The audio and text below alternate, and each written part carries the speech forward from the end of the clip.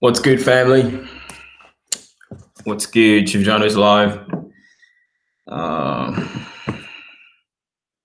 Chivjano's live.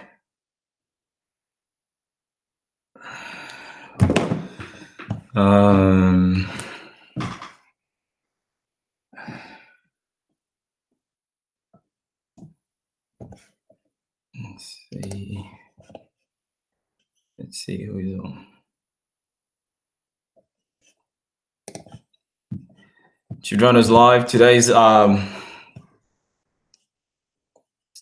topic is Pan-Africanism is not dead. All right, and yeah, it's still February. It's Black History Month, so-called Black History Month. I mean, like I said before, every day it shouldn't just be a designated month. Every day should be lived in memory of our ancestors, because without Black people, there wouldn't be anybody on the planet today. Excuse to have a drink. So I love history. I celebrate Black history every day of my life. Okay, every day of my life. So yeah, thanks for joining the stream, Sabrina, Nix. Sister, how do you pronounce your name? Sabrina? All right, you have to tell me, because I suck. I really suck at pronouncing ladies' names. And I forget them too easily. So I'm just gonna do a sound check, and then I'll share the stream with my group, and it will be rock and roll time. All right, come on. So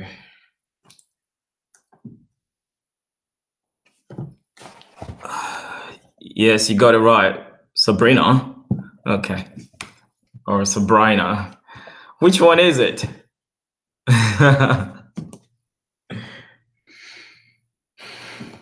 All right. Yeah.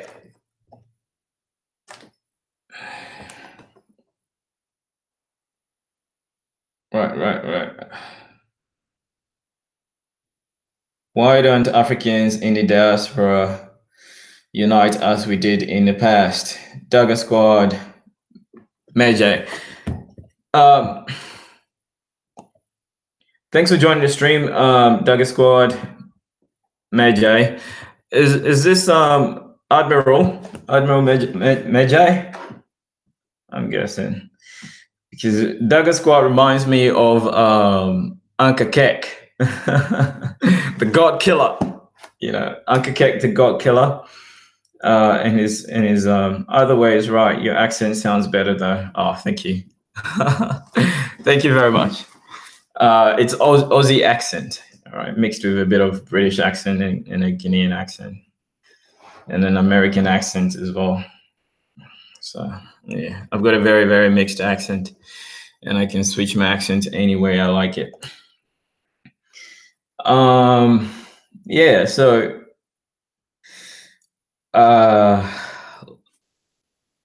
few days ago I was on O'Shea Duke Jackson's channel, and we were talking about the hashtag ADOS, and I stirred the pot. I stirred the pot. Not everyone was very, very pleased with me. No, I am from America. It's like 3 a.m. over here. Dagger Squad. Okay, so are you part of the I'm in Rut Squad group? What's good, Chaotic Storm? What's good? What's good, brother? You and I had a very lengthy discussion or discourse on our group hashtag family. Okay, so this is what it is. And then Chaotic Storm, you're not down with the bullshit narrative that you know, we descended from slaves. Descended from slaves. I mean, where's the pride in descending from slave in 2019? You have a political movement of slaves. Who is gonna respect that? I mean, who is gonna respect that? You a goddamn slave, sit in the corner, obey your master. All right, that's what you are. You're a fucking slave. All right, slave, poor slave, down to the dirt. All right, sit in the fucking corner and obey your fucking master. Okay, this is what it is.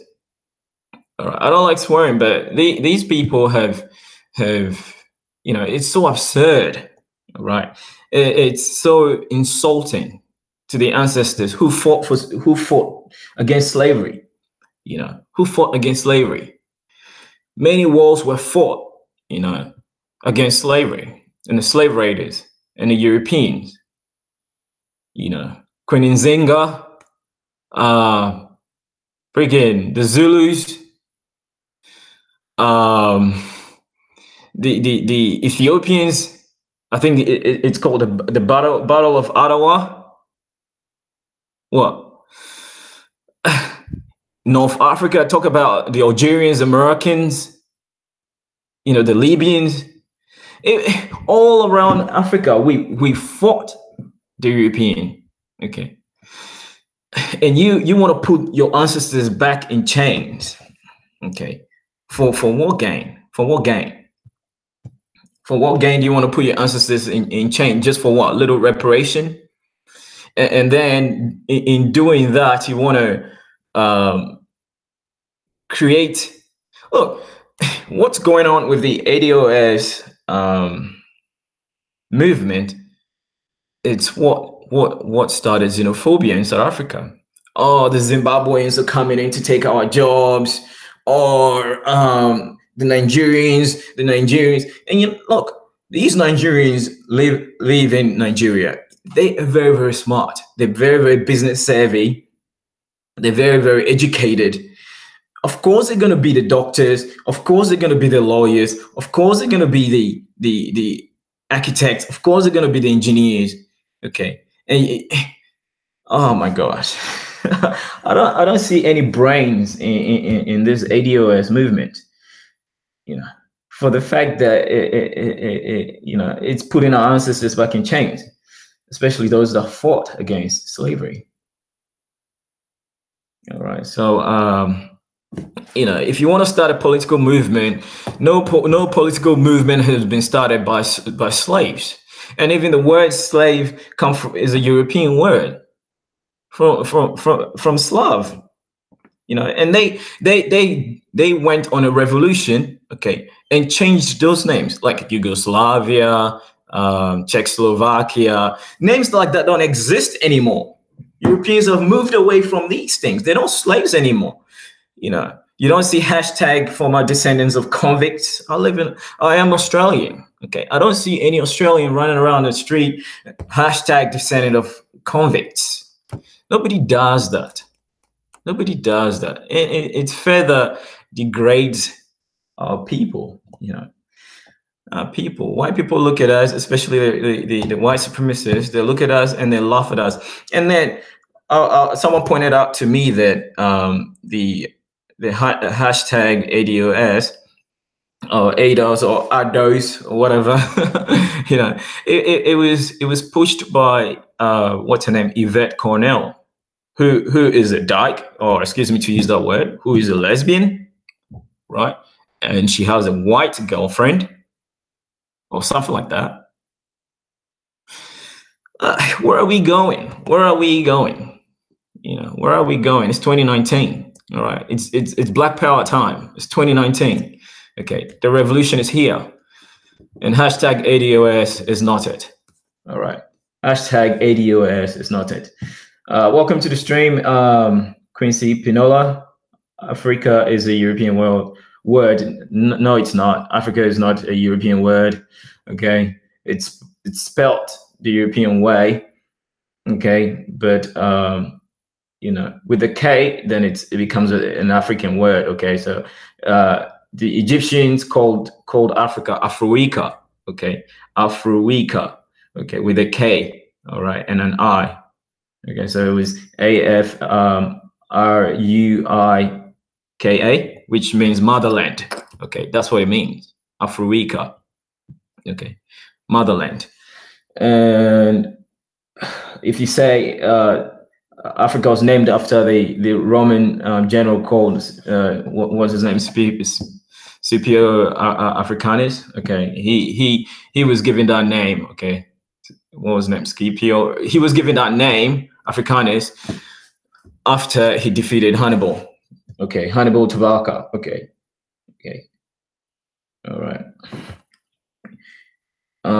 Yvette LCD, welcome to the stream, sister. Yvette Cornell should get a black girlfriend.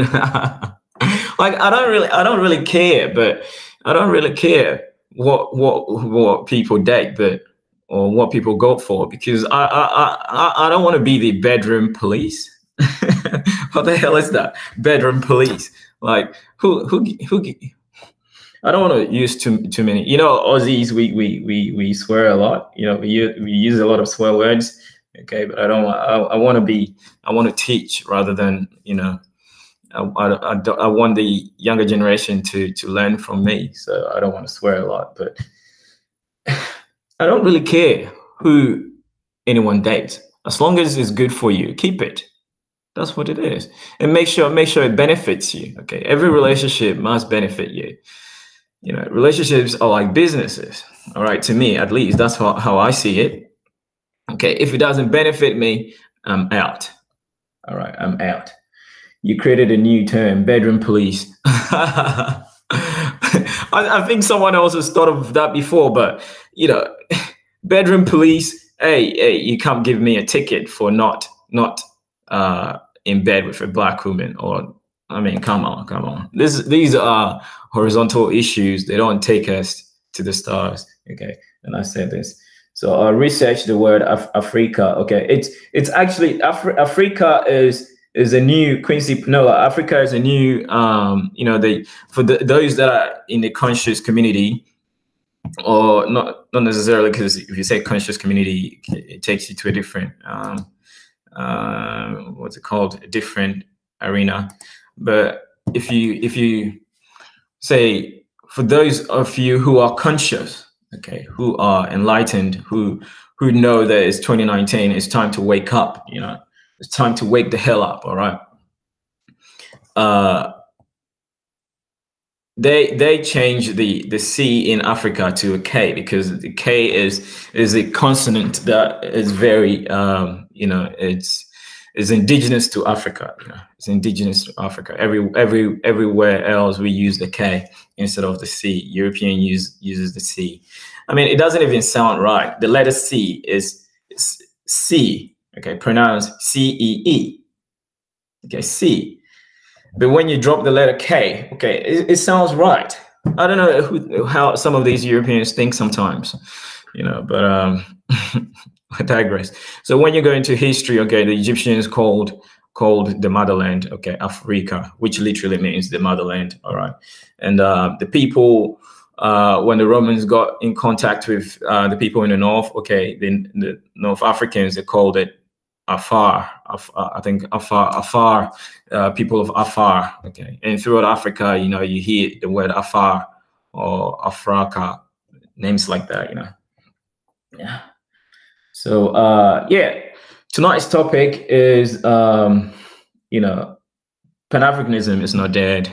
You know, one of the things the ADOS movement is pushing is that they're saying Pan-Africanism is dead, and the whole agenda with these people is you know, to create division. Okay, and I was on O'Shea's channel, and you know, people were swearing that, oh, this is not about divisionism, it's all about we descendant of slaves, you know, wanting our own, you know, shit, you know, things that belong to us that have been given to other people because we're labeled under minority groups. You know, we're fighting for what is ours. You know, my stance is, you know, My grandfather, you know, left to the United States and moved to Ghana, okay, and had a good life, you know, very, very good, satisfactory life, okay, and passed away in Ghana peacefully, you know, at a very, very old age. Okay, he acquired a lot of wealth in Ghana. He had a lot of land in Ghana. I'm just like, why can't any other African American do the same? And mind you, right, there are a lot of African Americans in Ghana already. Okay, Google says up to about 5,000, but people on the ground are saying up to 80,000 African Americans live in Ghana. Okay, up to 80,000. Can you hear me? Can you hear me? Chaotic Storm, can you hear me? And James, the white supremacists feel like they got to win with the ADOS. Hey, no, the black people will never get reparations from the US government. Yeah.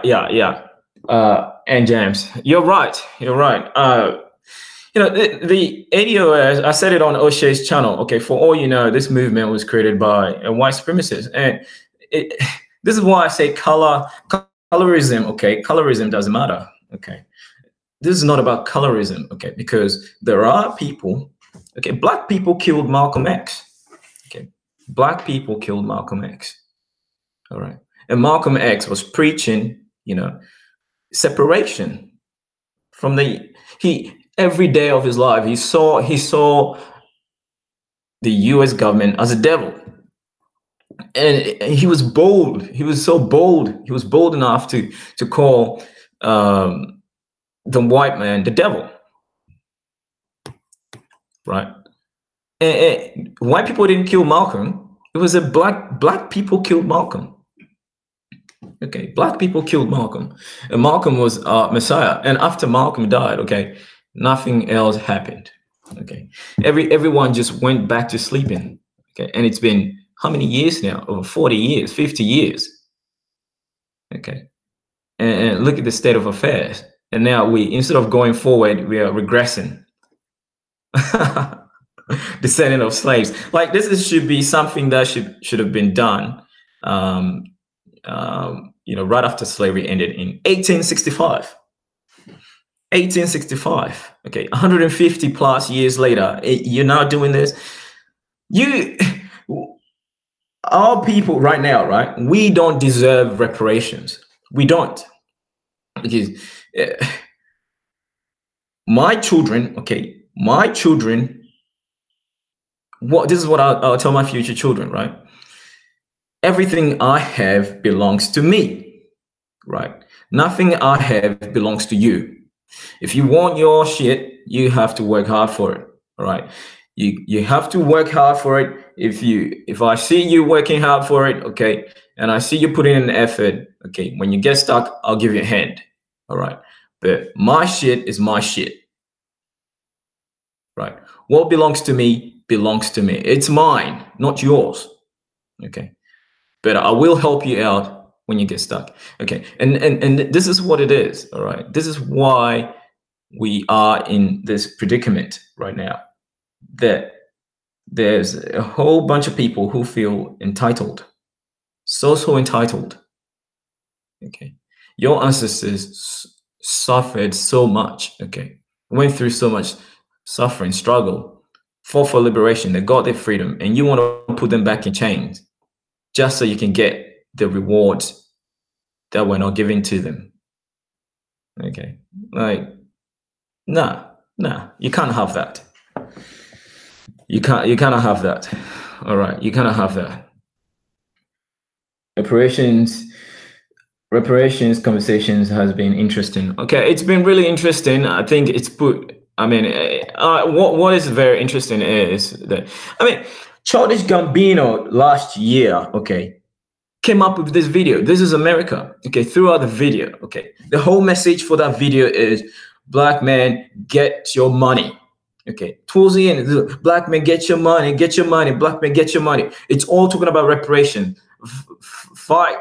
Get your money. Okay, fight for it. And then a year later, this is what now it is now that people are catching on to that. I made a video about this last year, actually, about the this is America, okay, and I explained why the purpose of that video was to put into the mind of African Americans that, don't forget the struggle of your ancestors, okay. And now we talk about the reparations, right? Yeah, and again on O'Shea's, yeah. Now the ADOS supporters on even Tariq have the US flag on their Twitter account. Yeah. So the ADOS, is not even unique to African Americans. Okay, it's not even unique. It has an American flag. Excuse me, hiccups. It has it has a US flag. To say it has a US flag, and I said it on O'Shea's show that America is a continent.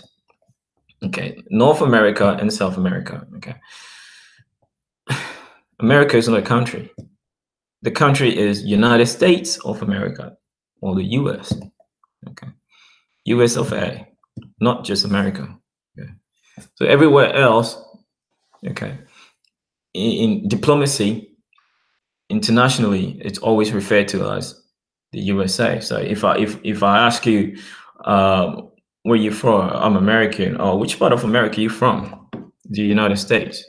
Okay, not until you say the United States, or not until I hear your accent. All right, I could assume you're from Canada. All right, I can assume you're from Canada. I like the American. See, this is what it is, right? With Africa, right? After independence, okay, when Africans got independent from the Europeans, okay, a whole lot of them changed their flags, because Ghana, for instance, had the British flag, okay, and Ghana didn't become Ghana until 1957, okay, and Ghana was called the Gold Coast, okay, the Gold Coast, and Ghana was named after the Ghana Empire, okay, which was dismantled by the Moors coming down from Spain, okay, when they were kicked out, okay. Nkrumah, because Egypt exists as a historical name, okay. Libya exists as a historical name. Nubia, even Sudan. I think Sudan was called Nubia as well before they switched the name to Sudan, and now it's South Sudan and North Sudan. Okay, but all these, Mali exists historically. Okay, all these countries, especially Nkrumah, what Nkrumah did was was reaching out to history. Okay, there's the difference between knowing history and understanding history.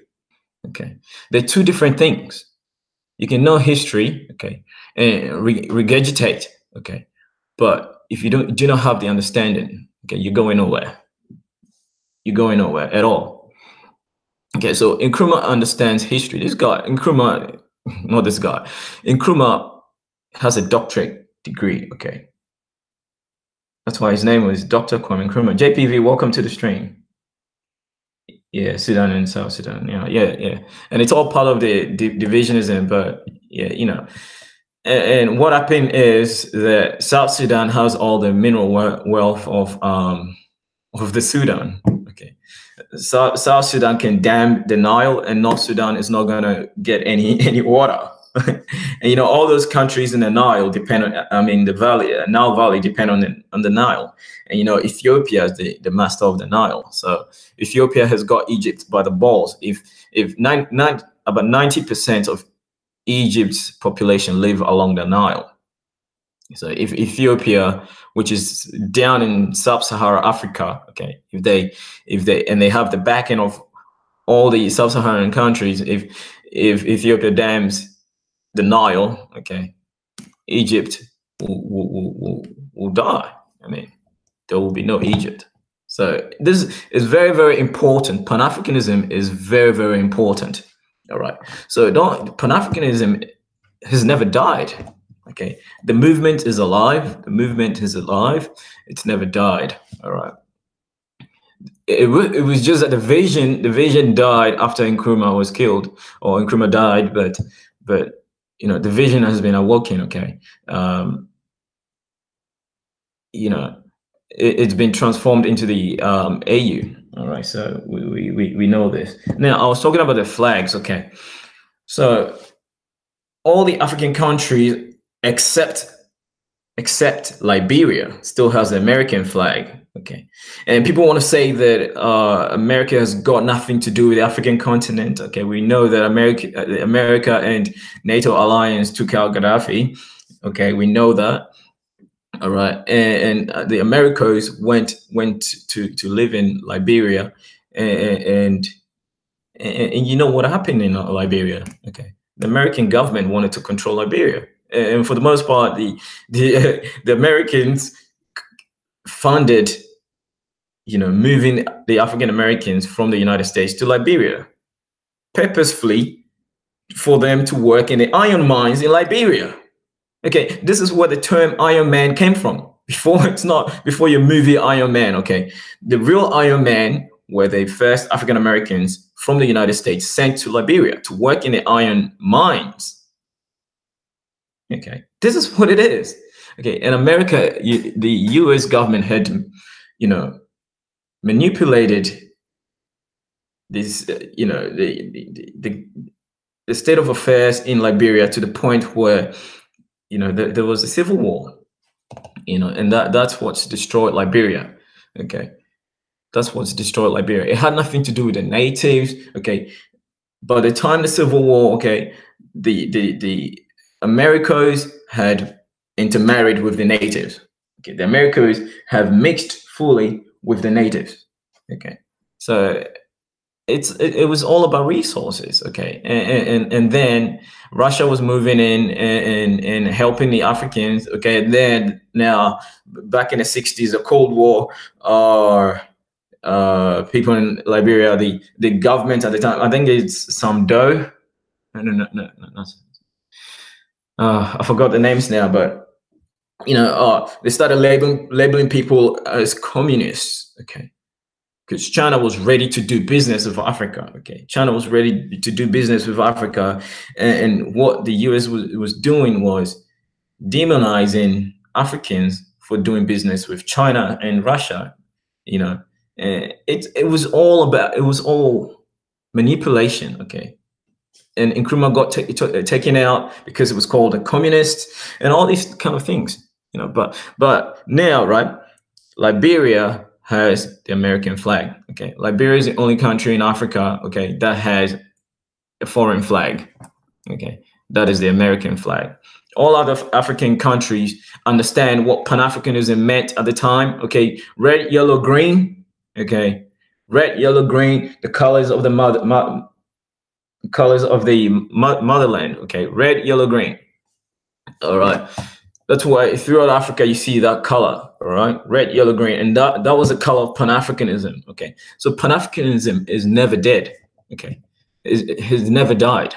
It was just a vision. The vision went to sleep, but the vision is awake now. Okay, 2019, the vision is awake, and so let us establish that.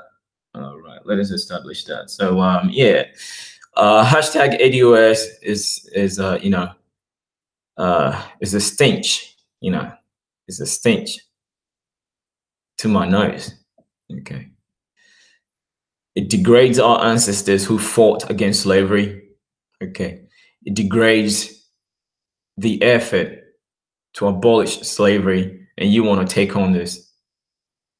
You know, you want to be the new slaves. New slaves. New slaves. That's what you want to be. Oh, look at me, white man. Look at me, white man. I am a slave. I'm a descendant of slave. I want my reparation. I want it now. Now, kick every other black person that looks like me, okay? But that's not a descendant of American slave. Oh, but hang on. America is a continent. Oh, U.S. American slave. Ah, okay. But little did you know that during the time of slavery, there were people that were gathered, okay, to harvest, say, tobacco, to harvest sugar cane. Okay, if the job is finished, they ship these people to maybe Jamaica to maybe harvest, let's say, tomatoes. Okay, and then probably not come back to the United States. They just stayed in Jamaica. All right, they just stayed in Jamaica for the rest of their lives until slavery was abolished in 1865. Okay. We are all the same, of the same family. Okay, that's why I coined this hashtag family. Pan-Africanism been asleep until now. Why? Okay, it's not been really asleep. It's just been not very effective, or it's not been in the mainstream media. But Pan-Africanism has always been there. Okay, Pan-Africanism has always been there. We know what happened to Nkrumah, and Nkrumah was the father of Pan-Africanism, at least in Africa. He I'll pull out some history and we can read that. Okay.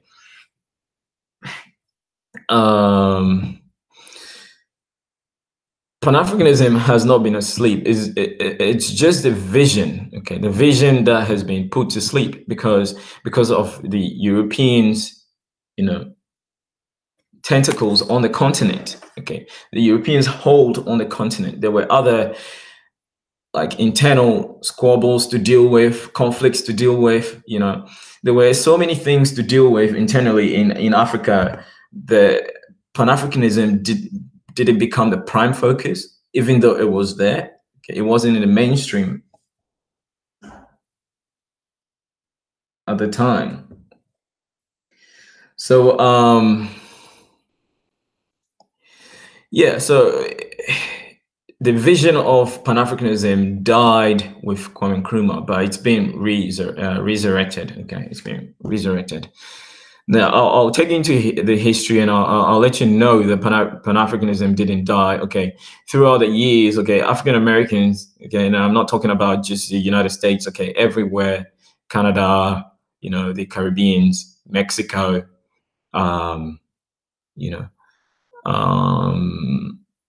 South America, they've always been coming. They've always been coming, moving to Africa, Angola and whatnot, especially Brazil, because Angola speaks Portuguese. A lot of Brazilians move to Angola. I have a very good friend. He used to be a football player here in Australia. They call it football. I don't know why they call it football, but I've grown to accept it. Okay, it's called the Aussie Rules. It's like the NFL, the American Football League, but except we don't wear helmets. Okay, so it's really, really hardcore, right? It's really, really hardcore. So this is the joke between the United States and Australia. Okay, we play the real football, okay, because it's really, it shows real grit, How many Africans on the continent actually know about Pan-Africanism? A whole lot, brother Isaac. A whole lot. You're not late. I think I just started. Hang on, about 20 minutes ago. Jeez, yeah, about half an hour ago. Yeah, at least all the heads of states in Africa know about Pan-Africanism. Okay, what is his name? Muammar Gaddafi was heavy about Pan-Africanism. Egypt is heavy about, the Egyptian presidents were heavy about Pan-Africanism. South Africa, Julius Malema, Kenya, Uhuru Kenyatta, what was his name? Ethiopia, Abiy Ahmed, my main man. Okay, my main man.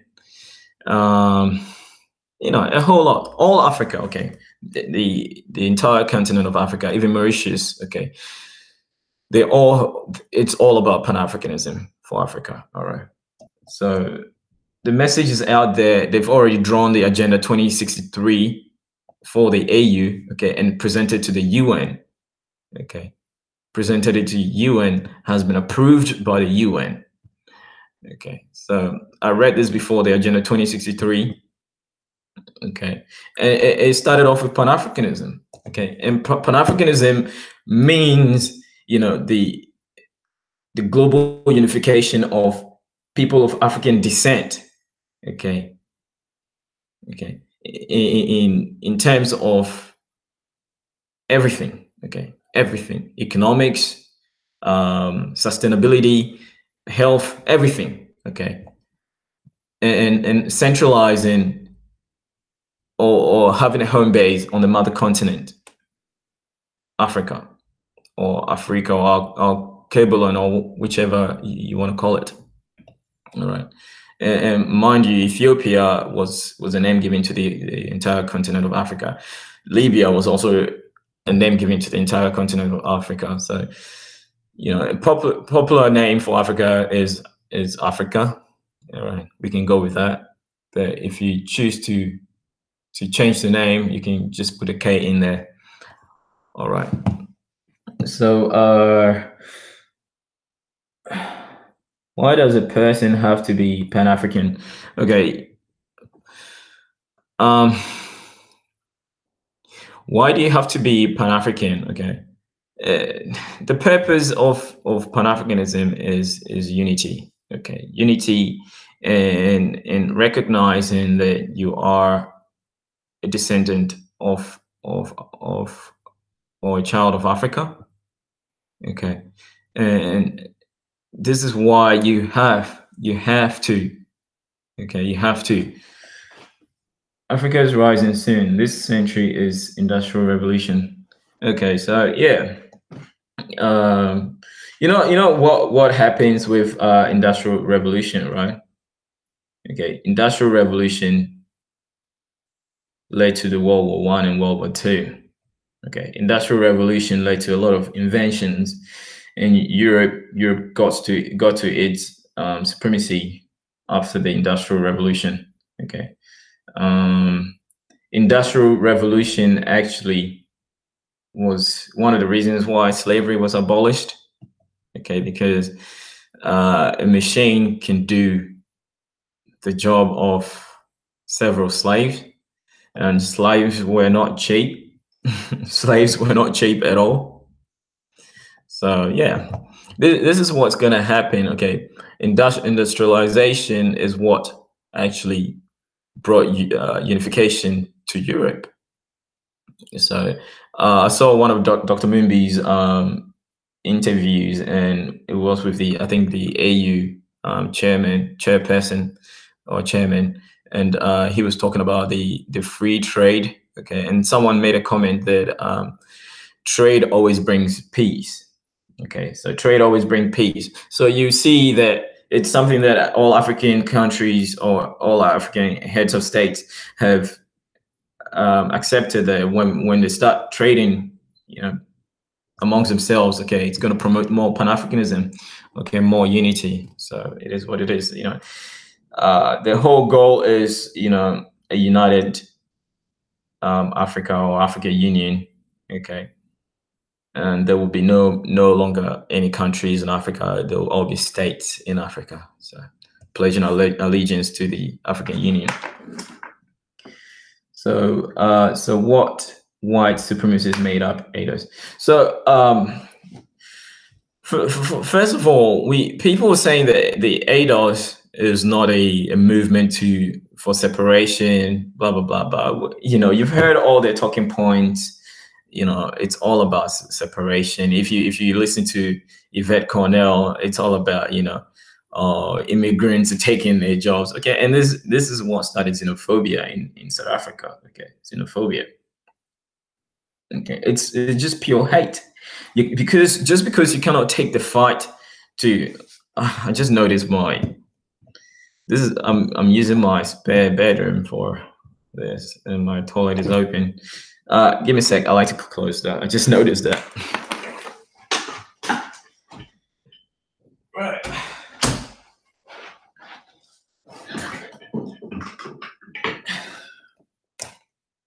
Now, Yvette Cornell and all those people pushing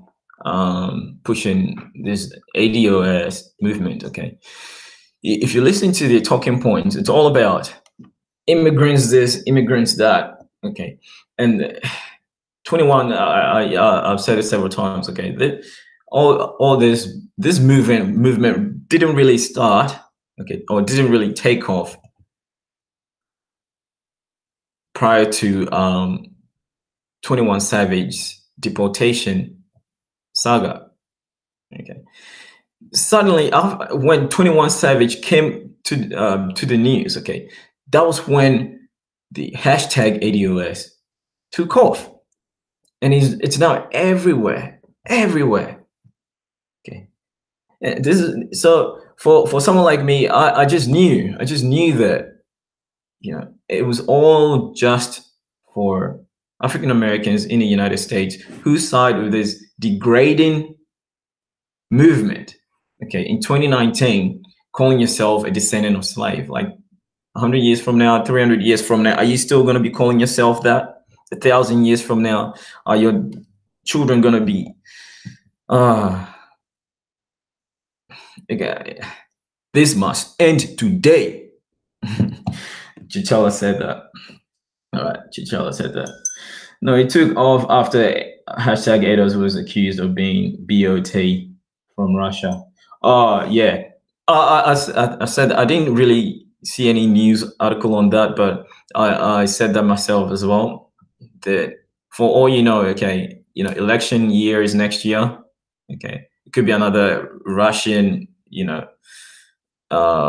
U.S. election meddling scheme. Okay, for all you know, it could be. It could be. You know, as someone pointed out, the Aboriginal movement as well. You know, the African Americans in the United States claiming to be Aboriginal to the United States. And I made this joke, you know, Chicago was like minus 40 degrees, Celsius. Someone said minus 60 degrees Fahrenheit, maybe. And how the hell is a black man indigenous to that climate? Like, when Africa is so warm. Okay, you go to the beaches in Africa, it's full of white people, Europeans, escaping winter. Okay, holidaying on the beaches in Ghana, you know, Cote d'Ivoire, everywhere, Senegal, everywhere, along the coast of Africa. Mauritius. I was in Mauritius 3 years ago, 2016, June 2016.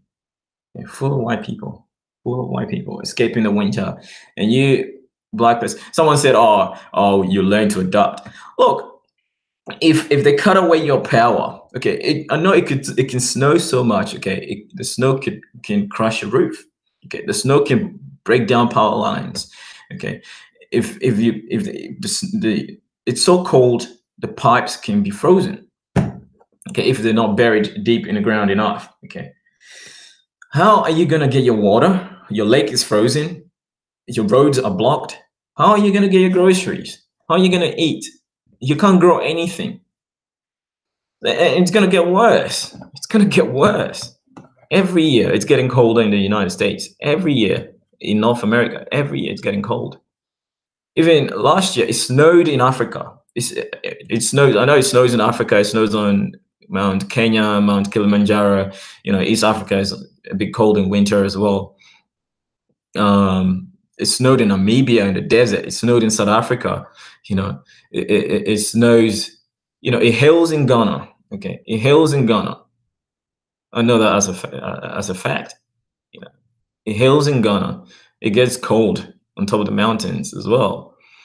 But last year, okay, it snowed heavily in Egypt. The pyramids were covered in snow. Okay, it's gonna get worse. Okay, it's gonna get worse. So everything is happening. Okay, your hurricanes are gonna get worse. Like after what they call it? Now summer is coming. Okay, winter is rolling over. Summer is coming. You're gonna see a peak in hurricanes. Okay, tornadoes. Okay, and it's all coming off the coast of West Africa. So I mean, the ancestors are calling you home. Okay, the ancestors are calling you home, and this is not abstract thinking. This is critical analysis. Excuse to drink some water. The West is clinging to power as long as they can be, as long as they can. But as I saw that US is planning to subset China's influence by creating some sort of proxy nations like the Koreas, with the IDFC using $60 bills. That's interesting. Can Pan-Africanism stop weather change? Pan-Africanism can't stop that. That's a natural phenomenon. Okay, you can't change that. All right, but what Pan-Africanism can do to you is open the door for you, okay, to reconnect with the motherland, okay, so that you have a home, okay, when shit hits the fan in the Americas, okay, because shit will hit the fan. The Caribbeans, okay, the tornadoes that are coming your way, the hurricanes that are coming your way will be bigger each year. So all the east coast of the United States, okay, the heat wave, the tornadoes. I mean, when the Gulf Stream stops, okay, it's hell time. All right, it's hell time. So connect yourself with the mother continent. Okay, this is what Pan-Africanism is about. Okay, recognize yourself as a descendant of or a child of Africa. Okay, reconnect with the motherland and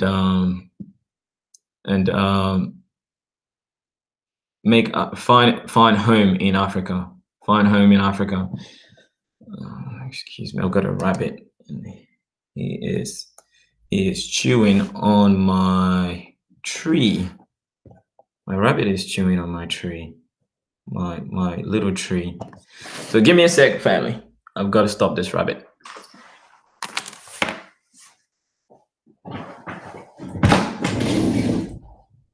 Move away.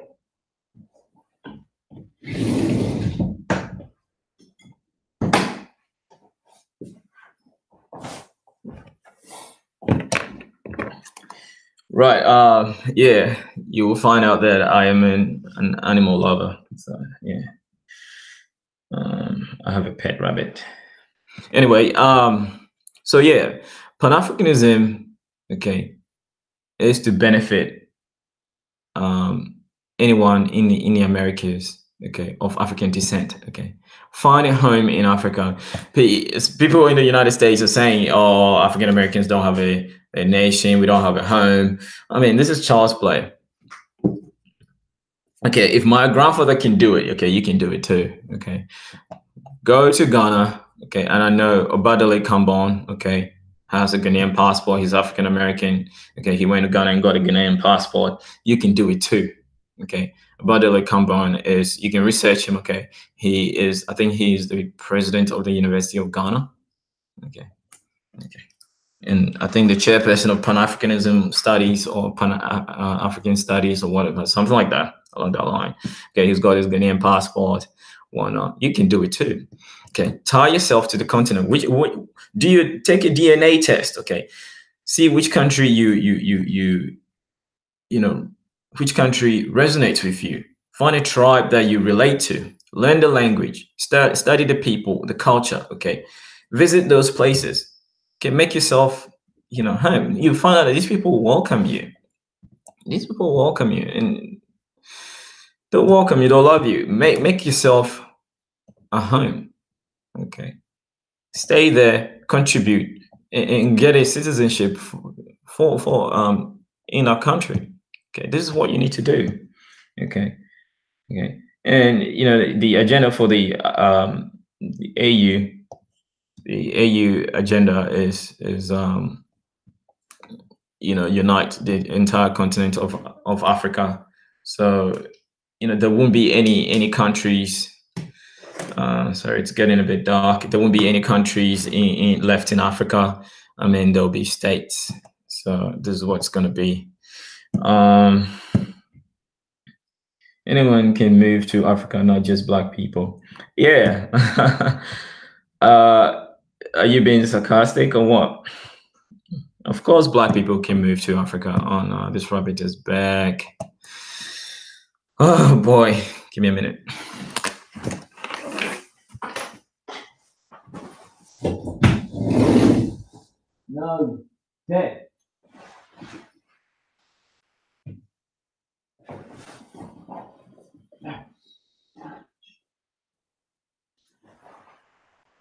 No.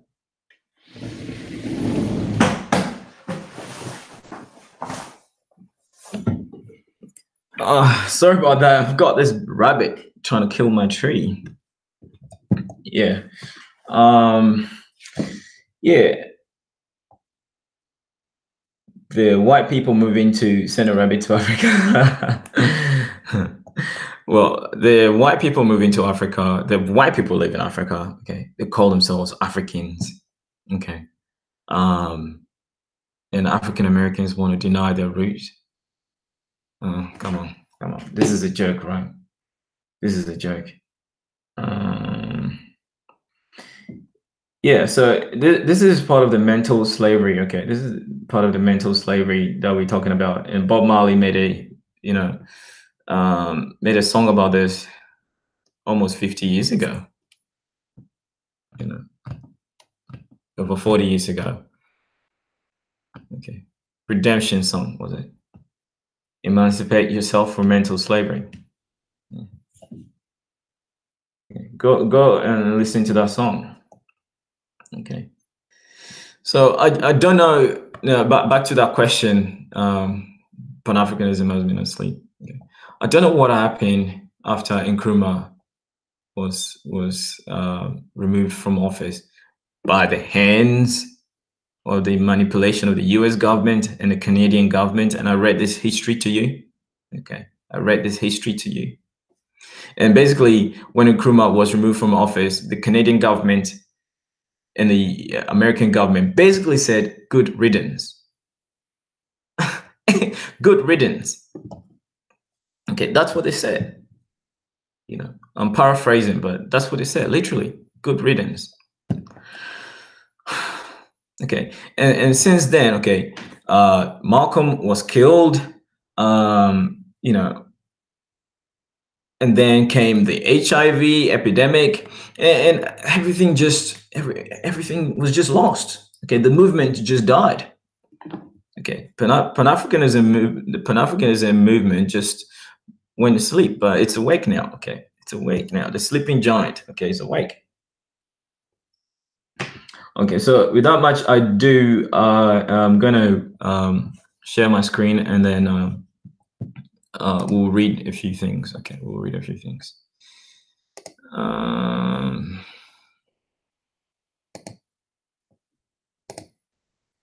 So,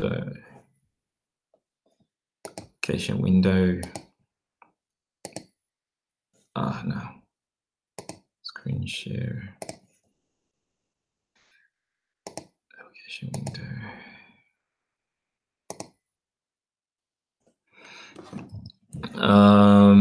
Present to everyone. Hide this. Okay.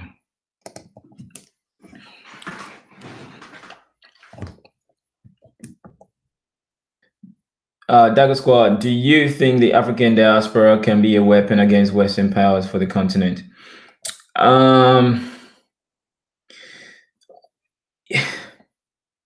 We have to be united first. Okay, we have to be united. A divided people are already a conquered people. Okay, already a defeated people.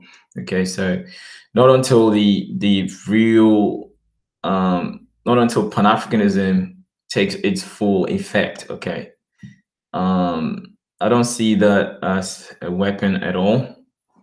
The ones like you and me. Oh yeah, definitely. yes, Dark Squad, definitely. Okay, Magi. I think the Magi comes from Egypt. I think it's an Egyptian word, ancient Egypt warriors.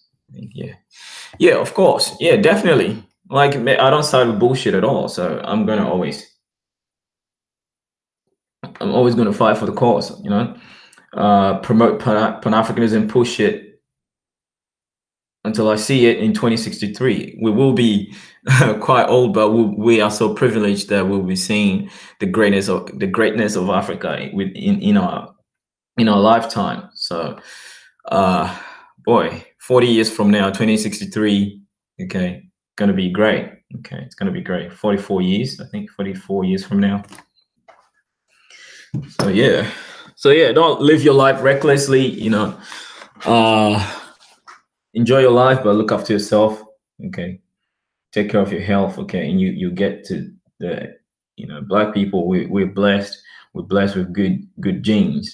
Okay. And we can live long if we take care of ourselves. Put away the cigarettes, put away the alcohol, eat more veggies, okay, than meat and stuff like that. Take care of yourself. Okay. Essentially you are what you eat. So if you want to live long to see 2063, take care of yourself. Okay. So yeah, I've shared my screen now. So Marcus Garvey talking about what the roots of Pan-Africanism. Okay.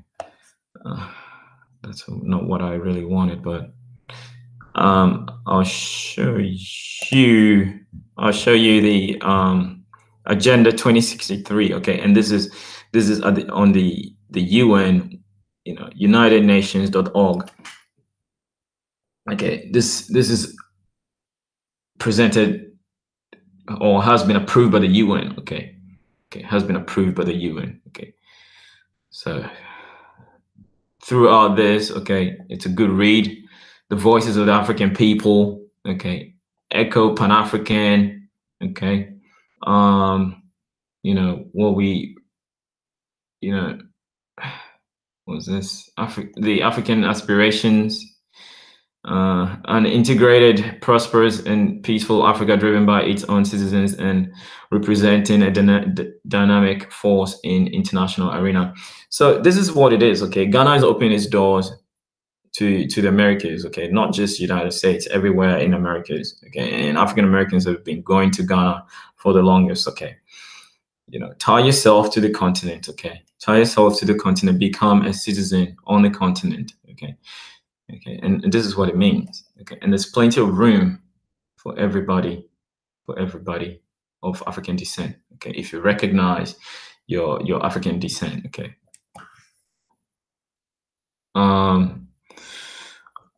So you go through the Agenda 2063 of the African Union. Okay, and it's just basically talking about Pan-Africanism. Okay, Pan-Africanism every way throughout this. Okay.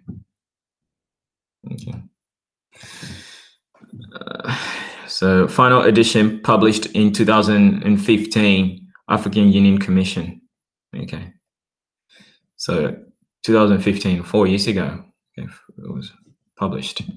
Okay. So if it was published 2015, you should know that, the work, this was put to work earlier than that. Okay, earlier than that. So, okay, a little bit about Marcus Garvey. I'll close this tab. Okay, I think I need this one. Okay, Marcus Garvey. Okay, he formed this. Okay, with the purpose of Pan-Africanism, Universal Negro Improvement Association, and African Communities League. Okay, so back at that time, we saw ourselves as Africans. Okay, we saw ourselves as Africans. Marcus Garvey was born in 1887, and he died in 1940. Did he die in 1940? Okay, so he was president general of the He was also president and one of the directors of the Black Star Line. So the Black Star Line, right, was the name of the Ghana's shipping line at the time of Nkrumah. Okay, Americans wrecked all that. Okay, so yeah, go through the history. Okay, I just wanted to show you the Pan-Africanism flag. Okay, the Aboriginal Australians have a similar flag as well. Okay, because Aboriginal Australians were also regarded as part of the Pan-Africanism family. Okay, so bear that in mind. All right, bear that in mind. All right, the Rastafari flag. Okay, this used to be the flag of Ethiopia before they changed some star in the middle, but this used to be the flag of Ethiopia. So yeah, throughout Africa, you see this flag, red, yellow, and green. Okay, and this represents royalty. Okay, the lion. Okay, royalty. So yeah, we're kings. All right, kings. So yeah, go read a little bit about Marcus Garvey. Okay, it's Black History Month. I don't want to make this stream too long, so I will not read that, but I want to read a little bit. Marcus Garvey and his organization, the Universal Negro Improvement Association, UNIA, represent the largest mass movement in African American history, proclaiming a Black nationalist back to Africa message. Okay, so this is what Pan-Africanism is: back to Africa. Okay, uniting with the motherland. Okay, this is Pan-Africanism, but we can hold our places, you know, in the Americas as well, like Haiti, Jamaica, and places like that. We can hold those places as well, but recognize that your base of operation is on the continent. Okay, the base of operation is on the continent. So so it's established 700 branches in 38 states by early 1920s. Okay. Universal Peace Movement, the Nation of Islam drew members and philosophy from Garvey's organization. So everyone benefited from that movement. You know, Nkrumah spoke heavily about that. Throughout the archives, you can go through the archives. You see Nkrumah with Malcolm X. You see Nkrumah with Muhammad Ali. You see Nkrumah with Fidel Castro. Okay, mind you, Fidel Castro's time, okay, they sent 8,000 Cuban soldiers to fight the Portuguese. Okay, this is Pan-Africanism. They sent 8,000 soldiers to fight the Portuguese. Okay, and you African Americans in the United States, what are you talking about? You're joining the United States Army, going to fuck up Africa. This is what you're doing. Okay, this is what you're doing. Okay, and you want to let us not go there. Let us not go there. It's disappointing. Okay, disappointing. And Dynast, I am very disappointed about Dynast. I love the brother. Okay, I love his movement, but you know, siding with Dynast, he said it himself. He just wants the money and duck. Okay, he just wants the reparation and run to Africa with the money. But you know, you want something that you did not suffer for. Okay, you're not entitled to it. Your ancestors were entitled to it, and they died without those things. Okay, but although you can have them as your inheritance, but don't feel entitled to them because you did not work for it. All right, you did not work for it. Okay, for the most part, I want nothing that I did not work for. Okay, I want nothing that I did not work for. If you give it to me, cool, thanks. But I'm not going to fight for something that doesn't belong to me. All right, so you are where you are from.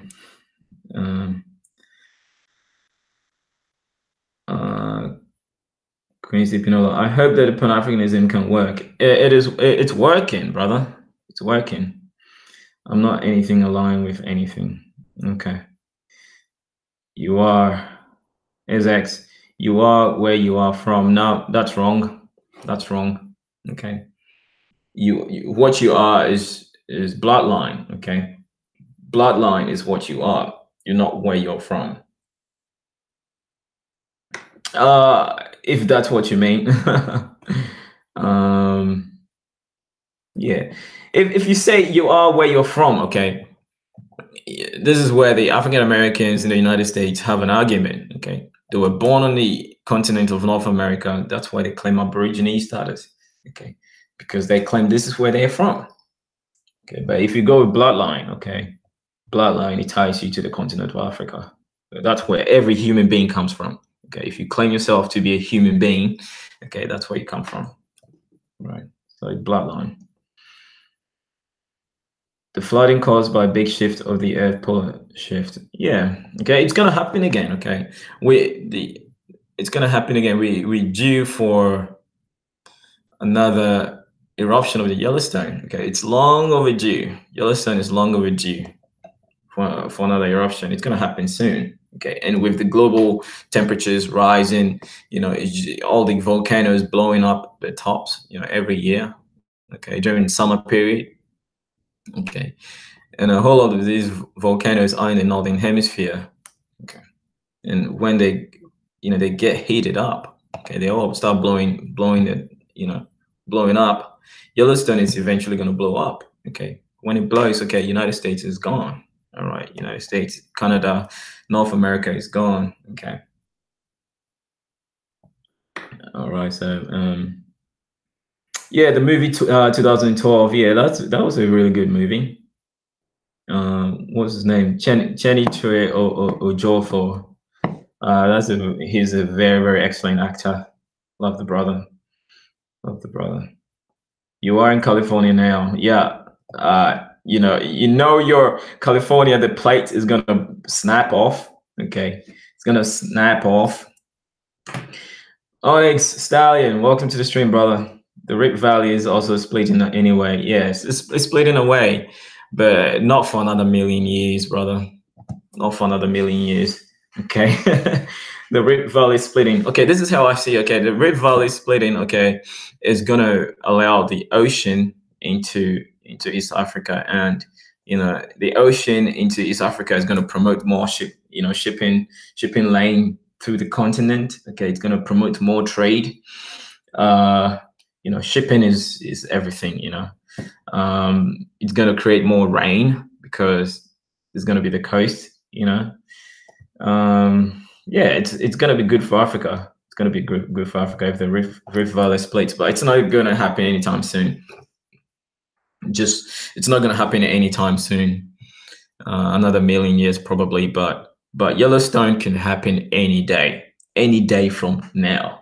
Okay, Yellowstone can blow any day from now. Chaotic storm. I feel if the descendants of slaves saw this division, they would be disappointed. Descendants, you mean the ancestors that were enslaved? Yeah, if they saw the division that we have right now, okay, they would be so disappointed. Okay, so yeah, they would be so disappointed. So yeah, what happened in the 60s? Okay, it has to be psychological mind control, because the whole fight was back to Africa. Okay, back to Africa. That was the message, common message amongst everyone of African descent in the Americas. Everyone of African descent in the Americas. Before we were called African Americans or whatnot. Okay, we were called Africans. Okay, there was no mistake about that. We were called Africans. We recognize that fact. Okay, we recognize that fact.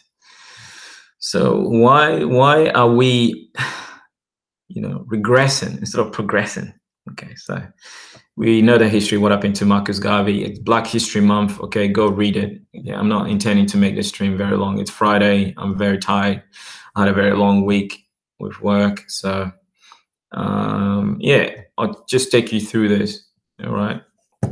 Another thing I want to show you is the founders of Black History Month. Okay. The history of Black History Month. Okay, this is an easy read by Elisa Henney. Okay, Americans have recognized Black history annually since 1926. First as Negro History Week and later as Black History Month. What you might not know is that Black history had barely begun to be studied or even documented when the tradition originated.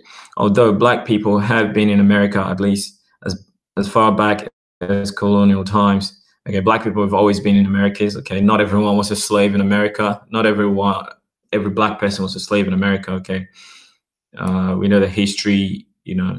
The Mali Empire, made several expeditions to the Americas. Okay, Black people have always traded with indigenous or Native Americans or Mongoloids in the Americas.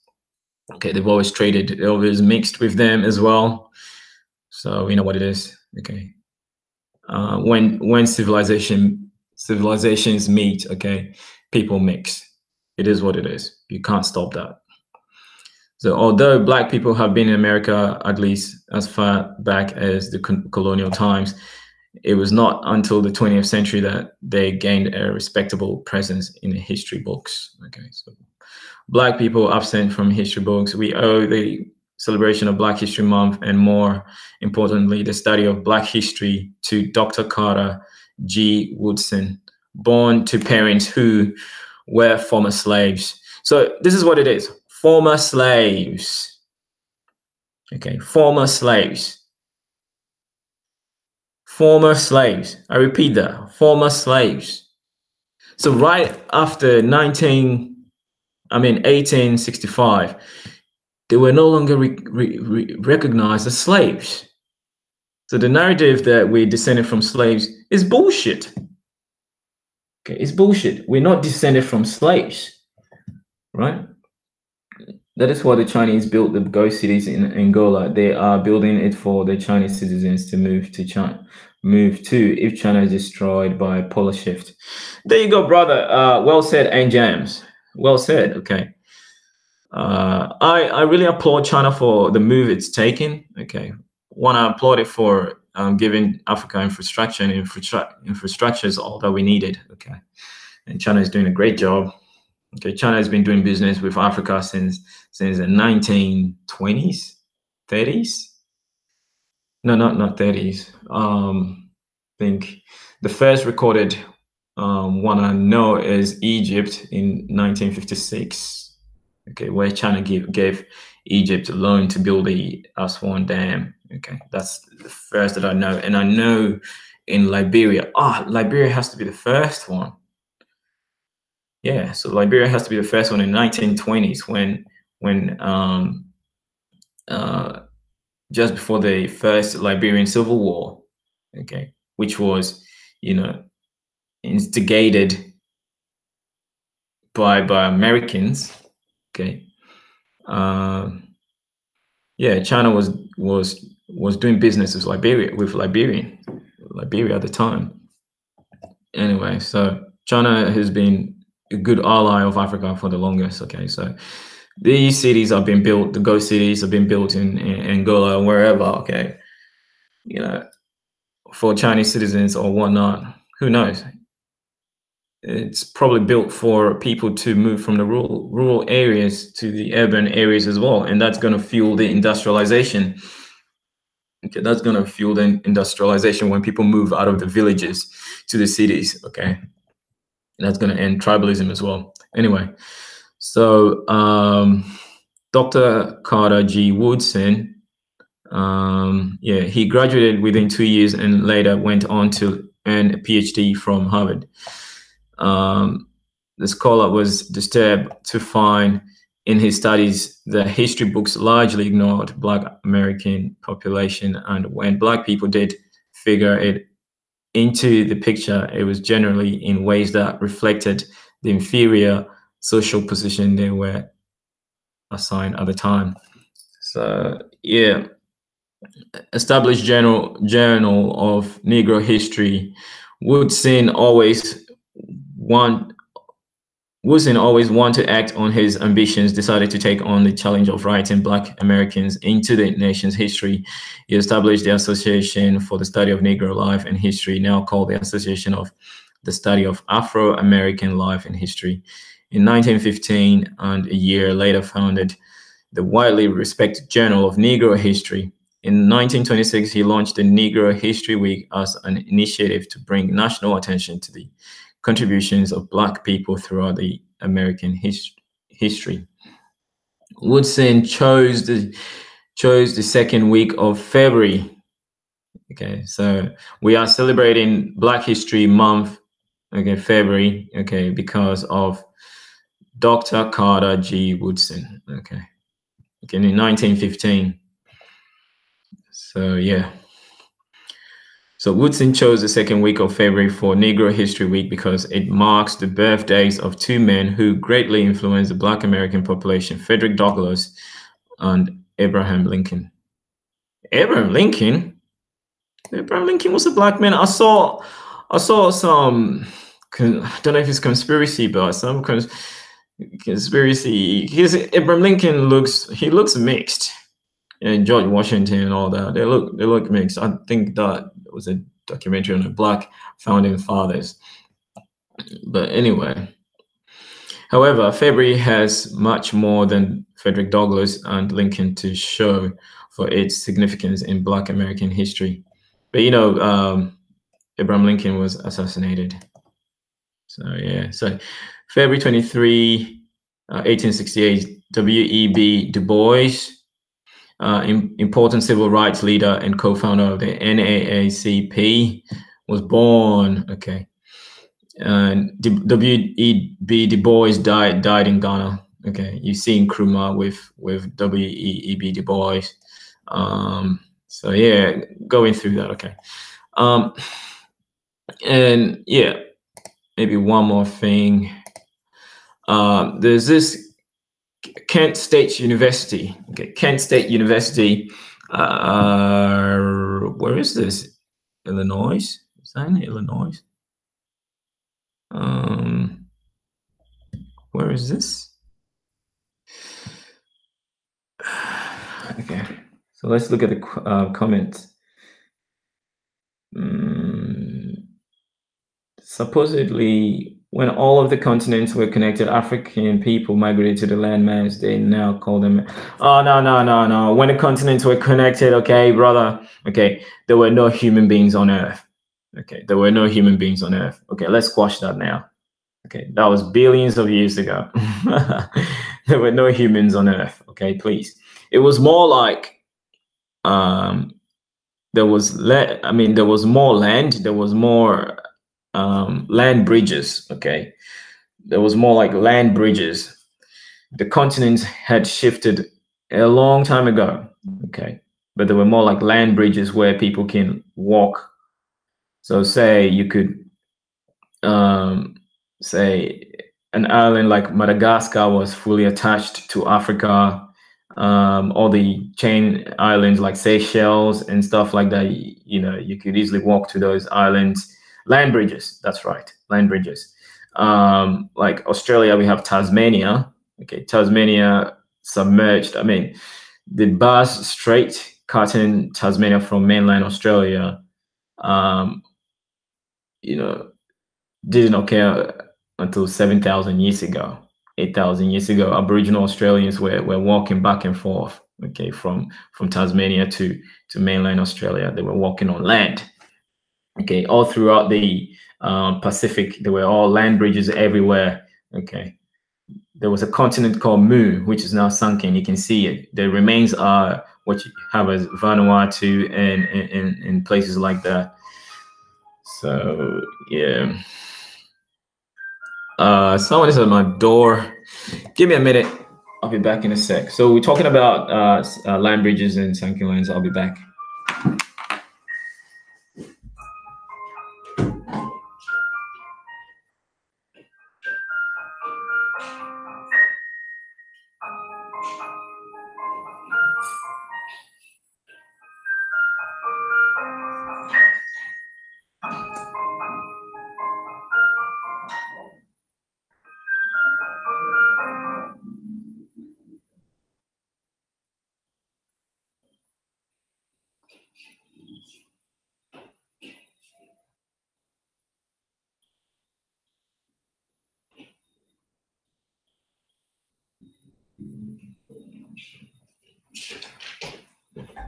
All right, sorted.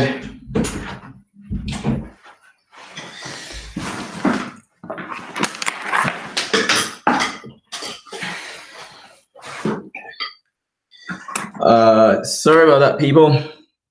I'm back now.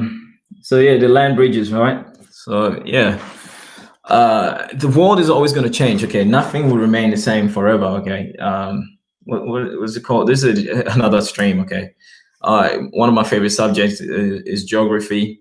I studied mechanical engineering. I have a degree in mechanical engineering. I tried a second attempt to have what's happening is engineering is being fused with other things. So what we had to do, mechanical engineering, we had to learn robotics as well. So it became mechatronics engineering. So we had to learn that as well. But then even that, it makes it's still difficult to find jobs, okay, and high paying jobs and regular jobs. So we were advised to learn something else, either electrical engineering in addition or civil engineering. One of my uncles advised me to learn to study civil engineering because Australia, as big as it is, as big as the United States, okay, Australia is still a young nation of 25 million people, okay, and it's been estimated in the next 50 years Australia's population will double. So civil engineering is going to be one of the fields that hire a lot of people. Okay, so I just studied a bit of it. I did 2 years of civil engineering, and my aim was to become a geologist. Geologist because I love geography and stuff like that. And I study these kind of things as a hobby. I love dinosaurs and stuff like that. So these things are my hobby. So I know these things off by heart. Yeah, Onyx Darling, a sunken continent exists between Africa and the Indonesian island. It explains the straight-haired blacks' theory of India Pacific. Yeah, it does. Yeah. Thanks for that, brother. Yeah. And I was in Thailand. Okay, I saw there were black people in Thailand. Okay, as dark as I am. Okay, even darker. Okay, so to a point where I theorized that and you can see the history as well. The Han Chinese moved down into Thailand and mixed with the indigenous population. Okay, and the indigenous populations were very similar to like Indian Dravidians, very dark skin. Okay, so when you go to Thailand, you go to like northern Thailand and towards like the border of Burma or Myanmar. Okay, they look very, very Indian, and you can see the mix. And they have fros as well. They have afros, right? They were really dark, and it was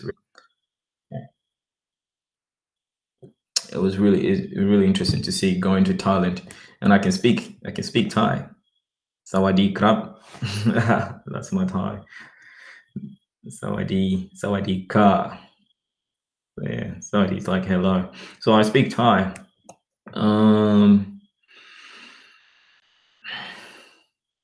Yeah, so now back to Pan-Africanism, right? There's this university called Kent State University. I think it's in Ohio. Well, it would have been Ohio.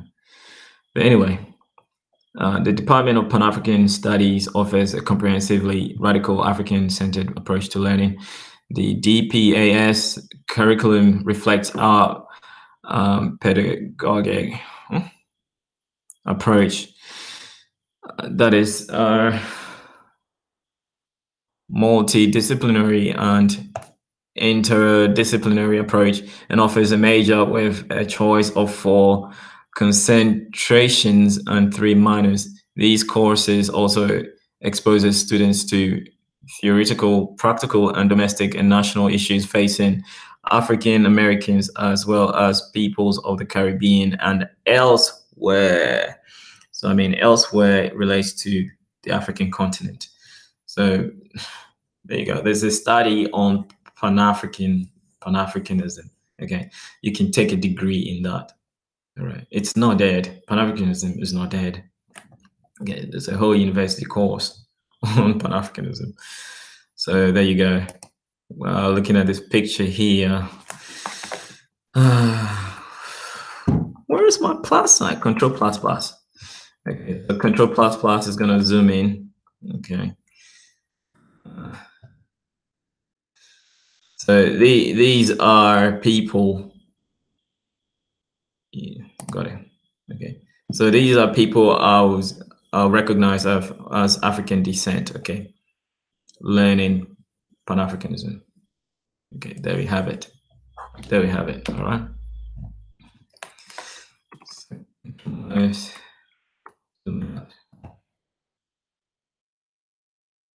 So yeah, if you want to take a course in Pan-Africanism, you know where to go. Kent State University. Okay, or give them a call. The website, I'll put it in the description box after this. www.kent.edu or edu/pass/about. So moving on. So yeah, it's the same thing. The contact street address is 800 E Summit Street, Kent. OH is Ohio? I think Ohio. There you go, Ohio. Or info@kent.edu.au. Not AU, sorry. Info@kent.edu. Okay. So yeah. Yeah, so you can take a full-on course on that. Okay, so another thing I want to show you, the history of Africa Day. Okay, so Africa Day is celebrated on the 25th of May. Okay, so it's coming soon. I think there's another one in April. Okay, but I'll read this one. This is a short read. Okay. After World War II, the process of decolonization of the African continent gathered momentum as Africans increasingly agitated for more political rights and independence. And the reason why this happened was because Africans fought in World War II. Okay, so they came home and they're like, oh, we're fighting the Europeans' wars. We're capable of fighting the European, especially the Germans, and the Germans' allies, his allies, the Germans like fatherland. Okay, so Germany and his allies. Okay, so the Africans who fought in the war, and mind you, because Germany also had colonies in Africa. Okay, there were Africans on the side of Germany, and I know for sure Togo, of which Ghana is part of Ghana, is Volta, which is part of Ghana now, was a German colony. So these people were fighting on the sides of Germans. Okay, there were black people in Germany. Like black people have always been in Germany or Europe, everywhere. Okay, so there's no date to there's no chronology of black people, the presence of black people in Europe. Okay, starting from Cheddar Man. Okay, over 5,000 years ago. So there were black people fighting alongside Germany against the British, and I saw, for the most part, I see Hitler's war, okay, as a righteous war against the corrupt powers of Britain and France. Okay, Britain and France. Right, I'll see Hitler as a righteous man. All right, because what Britain and France have done, okay, makes Hitler looks like an angel. If you really understand history, okay. Anyone who analyzes history would know that Hitler was actually a good man. So it was called Kumari Kandam, Lumeria. Okay. Oh, right. Lumeria. Okay. Is that before Sumeria? So that was a land between India and Africa, wasn't it? Africa remained the center point for all the Africans, no matter whatever land that they went to. They never disconnected themselves from the continent, like ADOS movement is pushing now. So yeah, brother, and James, this is what it is, right? This is what it is. And mind you, amongst the ADOS community, there are some people that want to still want to promote Pan-Africanism, especially like Diners from the Search of Uhuru. You know, he I did a show with O'Shea, and because I wasn't siding with the ADOS movement, they were calling me coon. They were calling me this and that. And Diners didn't even see the show. They were saying I was coon babbling and stuff like that. Look, they all detractors. Okay, I went in and I spewed fire. Okay, like a dragon. I spewed fire on them. Okay, they didn't like it. And who wants to be called a slave in 2019? Like, I've got a question, family. Okay, prior to this ADOS movement taking off, okay, if any person non-black refers to a black person as a slave, are you going to be excited about that? For the most part, I know for sure every black person is going to flip out and go into full rage mode if anyone called as a slave or use the N-word. And now the ADOS movement, what I see is they're begging to be called slaves, begging for a position, slaves begging for a position to sit at the table of their masters. Okay.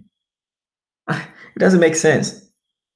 Hashtag ADOS movement doesn't make sense at all. Okay. It's so degrading. Very, very disappointing. So yeah, Dynast, okay. I am very, very disappointed. Okay. If anything, okay, I am very, very disappointed. Okay, that you made such remarks about me. But we're still family. We're still family. Now, going back to this article. Okay, while in some parts of the continent, colonial powers reluctantly and grudgingly relinquished power. In other parts of Africa, especially in Kenya, we know what they did to the Mama uprising, revolution. Okay, they killed nearly 250,000 Africans just because they were fighting against colonialism. Britain brought the superior weapons and committed genocide on the Mama people. We knew what Mussolini did in Ethiopia as well. 500,000 people, 500,000 people died to protect the land of Ethiopia. You know, it was called Abyssinia back then. Abyssinia. So there were wars. Okay, we were warriors. We always fought. We don't succumb to definitions as slaves. We're not slaves. We're warriors, or at least prisoners of war. So while in some parts of the continent, colonial powers reluctantly grudgingly relinquished power, in other parts of African people launched protracted struggles against the recalcitrant colonial regimes. Excuse me, family, I'm a little bit tired. Okay, I'm a little bit tired. Let me zoom this in a bit because I'm squinting. Okay, so that is between 1945 and 1965. So within this period, a lot of African countries gained independence. Okay, so Egypt, Ghana, Morocco, Algeria, there were wars. Okay, fought against the French. Okay, Algeria was fighting war against the French, Libya, and all that. They were all fighting the Europeans after World War II. Okay, so that's between 1945 and 1965. A significant number of African countries gained independence from European colonial powers. Ghana became the first African country south of the Sahara to gain independence on 6th of March 1957. Its independence served an inspiration to, so get this, family, Ghana's independence in 1957, okay, this was before the civil rights movement, okay. Its independence served an inspiration to other African countries struggling against colonial rule. And as a result, Ghana occupied a central role in the struggle against colonial rule. Just over a year after its independence, Ghana, under the leadership of Kwame Nkrumah, convened the first conference of independent African states on April 15th, 15th of April, 1958. Amongst those countries that attended were Ghana, Ethiopia, Sudan, Liberia, Libya, Morocco, and Tunisia. Okay, so apparently at the time these were the only countries in Africa that were independent. And Africa has 54 countries. So there were only 8 countries in 1958 that were independent, okay, or free from colonial rule. There were also representatives of national liberation from Algeria and the Union of Cameroon Peoples. It is worth noting that there were only 8 African countries who were independent at this time. I said that the conference was unequivocal assertion of Africa's rejection of colonial and imperialist domination of the continent. It became the first Pan-African conference to be held on the continent bringing together various African countries. So the first one to be held on the continent. So there were other ones held outside the continent.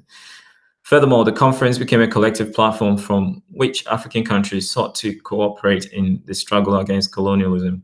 To further encourage and forge a common goal of fighting against colonial rule, the conference called the observance of African Freedom Day once a year. So African Freedom Day is the 25th of May, so don't forget to celebrate that.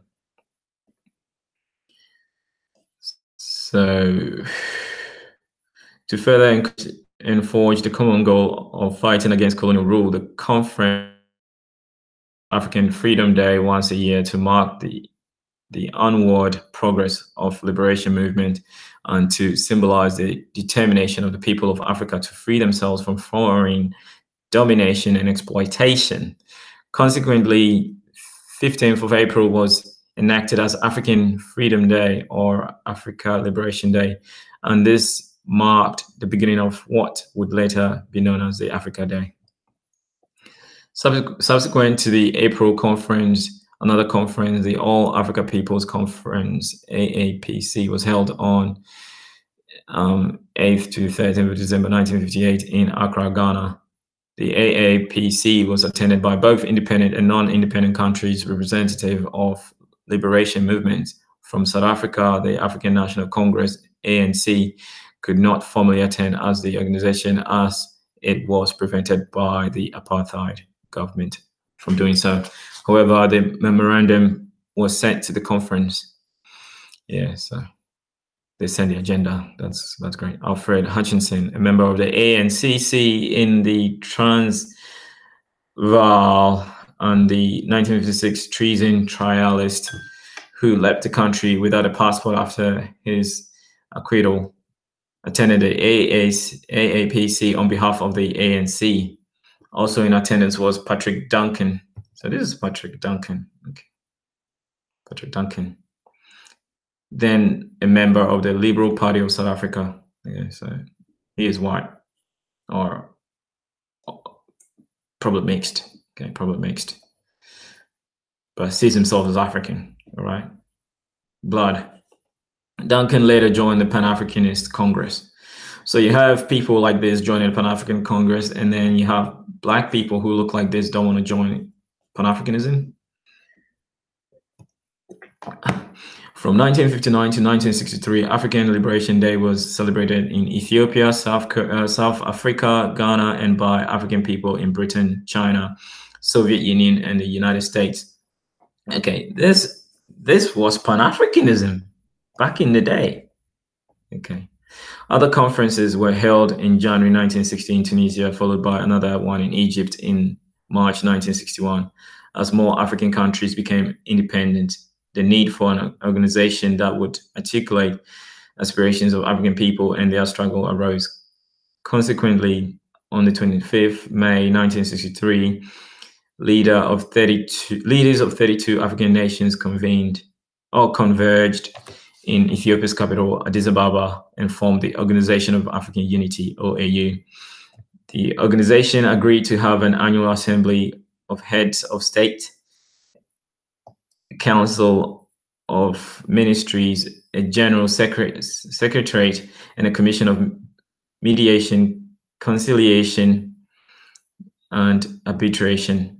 Perhaps more importantly, the OAU supported the struggle for liberation in Southern Africa. I think there's a typo. In Southern Africa through the OAU Liberation Committee. Both the ANC and the PAC received support in the struggle against apartheid from the OAU through this. So the OAU, Americans are saying, oh, if it wasn't for us Americans, okay, so the blacks in South Africa will still go through apartheid. Look. The American government was in support of apartheid. It was the pressure of the OAU, other independent African countries, okay, that put pressure on South Africa. All right? That put pressure on South Africa. So, I mean, come on. Amongst other things, agreed to at the formation of the OAU was to change the date of Africa Freedom Day from 15th of April to 25th of May. As a consequence of the change, African nations celebrate Africa Day on this date. After the first democratic election in 1994, so South Africa got independence in 1994. South Africa joined the OAU officially on 23rd of May 1994. Another significant development connected to this date and was the replacement of the OAU 38 years after its formation by the African Union AU on the 25th of May 2001. Okay, so the Organization of African Union Unity transitioned to the African Union in 2001. Okay, so these are your references. Okay, references. I'll put the article description in the description box. Okay, so let's have a look. I hope you enjoyed the reading. Sorry, I'm a little bit tired. That's why I'm lagging a bit. The Germans did the same against Africans and the Belgians. Afro-Latinos too. Yes, definitely. I imagine Trump, Favorite Diamond, and Silk are big supporters of the ADOS movement. Oh, of course they are. Of course they are. It's all a movement, okay, to keep African Americans in the United States still, suppressed, subjugated, economically disenfranchised, to basically make you beggars, begging to sit at the table with your masters. This is what it is. Dare call a black person a slave. Dare call a black person a slave. You get knocked out. But now what we're doing is we are begging white people to call us slaves now by calling ourselves the descendants of slaves. There's nowhere in history, okay, that we refer to ourselves as descendants of slaves. We never did that. Okay, we never did that. All right, we never did that. Why must we do this now? We never did that. It's all mind control. Okay, it's a scheme. It could be a Russian bot. It could be as well. It's white supremacists at best. Okay.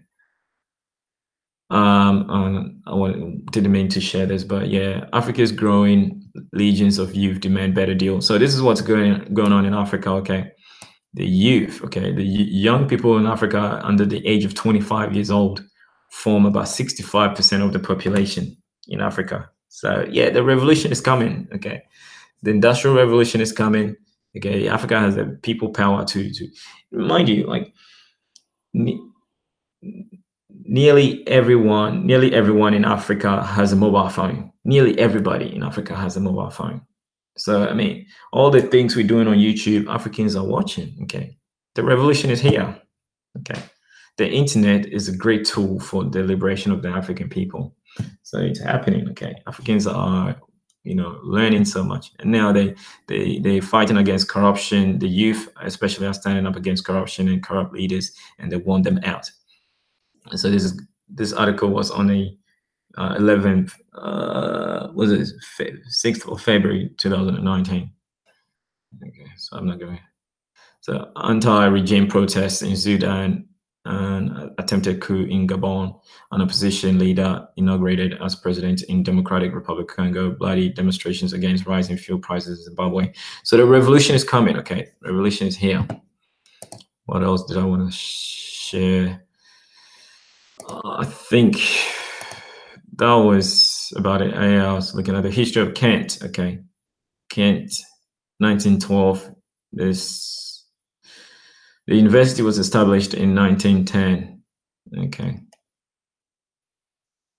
All right. Doesn't say if it was established by a black. Say, what was this? Ritchie's appointment to the faculty made him the first African American to serve on the faculty of Kent State.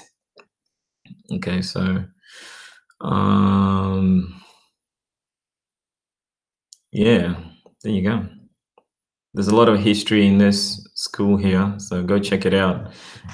Kent University, where you can get your degree in Pan-Africanism, okay, or Pan-African Studies. You can check that out. What else did I look at? I wanted to talk about the Lion King. Okay, so the Lion King, I'll do a different stream on this later, but the Lion King, the true Lion King of Africa, the epic history of Sundiata, king of Old Mali. So they say Old Mali, so that relating to the Mali Empire, which transitioned from the Ghana and the Songhai Empire. Okay. So the Mali Empire, where what is his name? Mansa Musa. Okay. It was because of Mansa Musa, that's why the Europeans and the Arabs invaded Africa. They wanted the gold. Okay, they wanted the gold.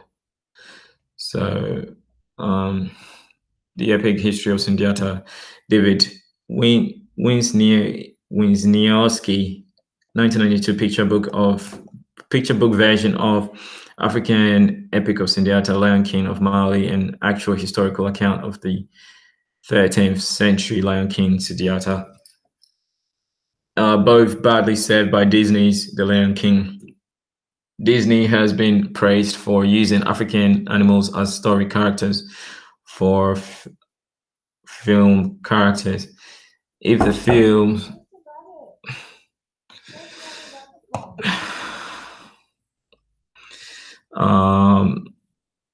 David Winskin picture book version Lion King of Mali and the actual historical account of the 13th century Lion King Sundiata are both badly served by Disney's The Lion King. Disney has been praised for using African animals as story characters, for using come on, I'm repeating myself here. I'm a bit tired. If the film succeeds in having African culture accepted by people usually resistant to recognizing any other culture but their own, then it deserves to be noted for this small breach in racial divide. Nevertheless, in the larger sense, the film diminishes the culturally rich heritage of history and story from which it derives. Sundiata was the 12th son of King of Mali, and he was viewed by the kings, what's this word? Griot, as destined for greatness. He grew to manhood in exile, but he returned to fight the evil forces of his brother, and returned the kingdom to its rightful sovereignty. The film converts the real hero's private pain and struggle against truly wrenching physical and political disabilities into a screen situation of sentimental tearjerker shallowness. An interdisciplinary approach would allow English and social studies teachers to present the epic of historical and literary perspective. Study of African history text may be augmented with research in encyclopedias under such entries as Sundiata, Sumanguru, and Mali as beginning leads. Okay, so this is probably going to end my stream. Okay, I'm a bit tired, but yeah, I just wanted to share this history with you. Okay, The Lion King is coming in April. Okay, so if you go to watch this Lion King, bear in mind, okay, it's a story of, it's an African story of an actual person, okay, called Sundiata, king of Mali Kingdom. So yeah, what else was I looking at? So yeah, this is the trailer. Okay, the trailer. I'm not going to play it and get a copyright violation, but yeah, yeah, that concludes my stop presenting.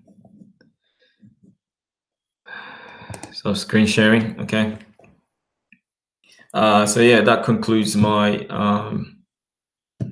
my stream for the night. For now, Pan-Africanism is not dead. Okay, Black History Month. Looking at history. Okay. Actually, there are other independent Pan-Africanism meetings that are being held. Where is this? Where did I?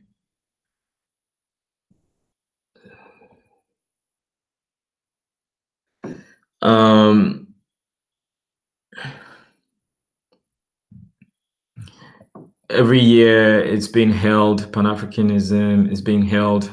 I think I saw an article the other day of Ghana. Okay, some throughout the continent. Okay, every year it's been held. Okay, students always hold these meetings. So let's have a look. Is Pan-Africanism dead? Let's just type in that in Google. Is Pan-Africanism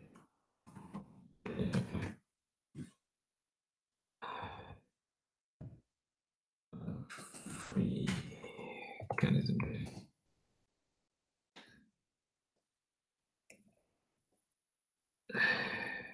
So yeah, they are just questions insufficiency of Pan-Africanism as we know it. Pan-Africanism is dead. It's all YouTube. Pan-Africanism is dead. YouTube, donate to my PayPal. People are just making money. People are using these things to make money and feeding off, the innocence of people. But anyway, family, I think I'm very, very exhausted. So I'm going to end the stream here. Pan-Africanism is not dead. Pan-Africanism is alive. Even last year, there was a Pan-Africanism, what's it called? Convention, okay, held in Sudan. Okay, Pan-Africanism convention held in Sudan. And a few of my friends here in Australia attended.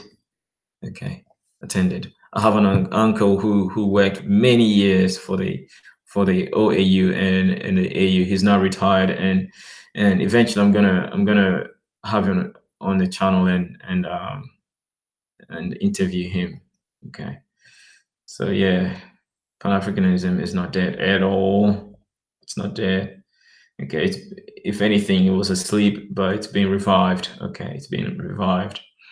Okay, so again, check out Dr. Mumbi's latest videos. Okay, the African Union just had the 32nd summit. Okay, and Pan-Africanism was a focus. Okay, so Dr. Mumbi, trust Dr. Mumbi that she will ask all the necessary questions.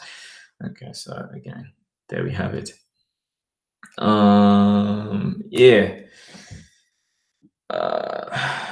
And James, why are you retracting your comments? I was just reading them. So yeah, family, yeah, and James, thanks for subscribing to the channel. I appreciate it. Thanks for joining the movement. Okay, and I'll do everything in my will, everything in my power to squash any form of opposition to the unification of African people, okay, or anyone of African descent, okay. Mind you, if the movement would be so big, okay, it would be so unstoppable if everyone recognizes that they are descended from Africa, okay. It's going to be an unstoppable move if everyone recognizes Africa as a motherland,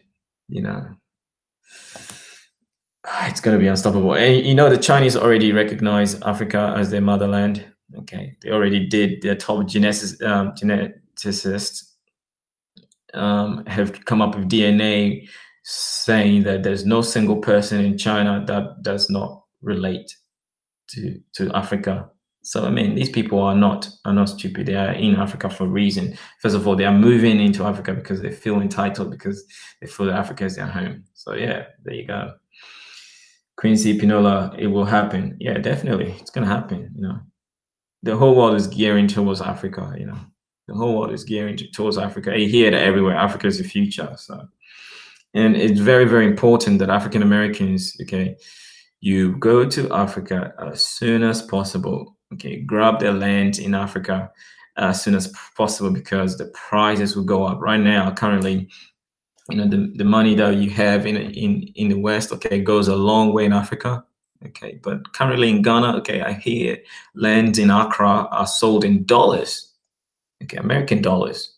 So the prices on these lands are going up. Okay, so if you don't grab yourself a land in Africa, okay, you come back to Africa and become a second-class citizen. Okay, and this is what it is. So this is the time. The call is here. Go to Africa and grab your portion of Africa before it's too late. Okay, before the Europeans, before the Chinese go and get their share. Okay, go to Africa as a Black person. Okay, you look like an African. Go in, blend in, enjoy the people, love the people. They'll love you back. All right, don't try and be an asshole. All right, so it will not lead you anywhere. They go to you. Yeah, you want white people to go to Europe. Yeah, well, some of them don't want to have anything to do with Africa, but a whole lot of them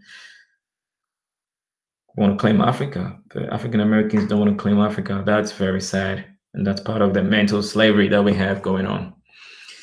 So, morning, brother. 5:23 a.m. in Boston. Oh my God, that's early.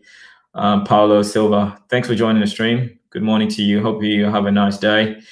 Lil T, we African American just want our brothers and sisters to fight for us like we do over here.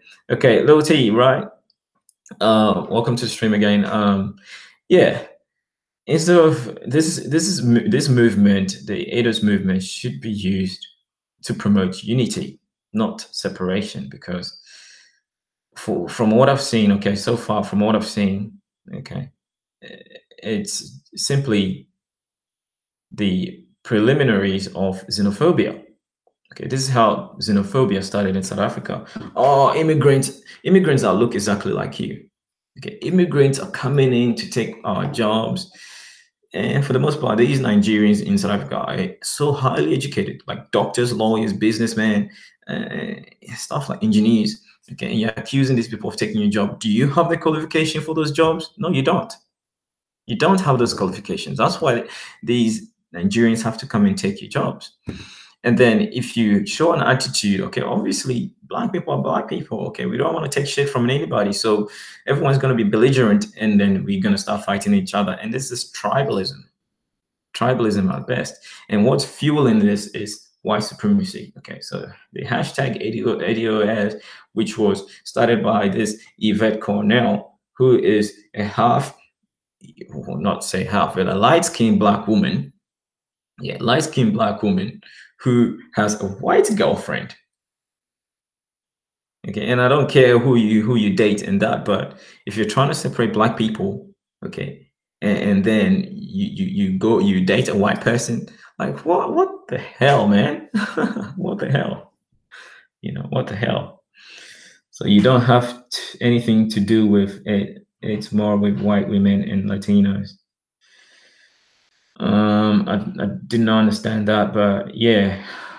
Okay, the ADOS movement, okay, should be used to promote Pan-Africanism and unity amongst Black people, okay.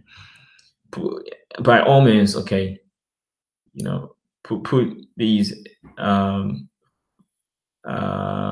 immigrants in check, okay. Let them know that, okay, this is your country, okay, that we need each other and this is what we need to do, but not separate and divide, because I think in the end we all lose. All right, the woman is suppressing us all and we all lose, and fighting to be called, trying to get attention, trying to be recognized as slaves, okay, won't get you anywhere. Okay, won't get you anywhere. If you want reparations, okay, you have to go back to Africa, get a citizenship in Africa, any African country, press the African government, okay, to push for reparation on your behalf.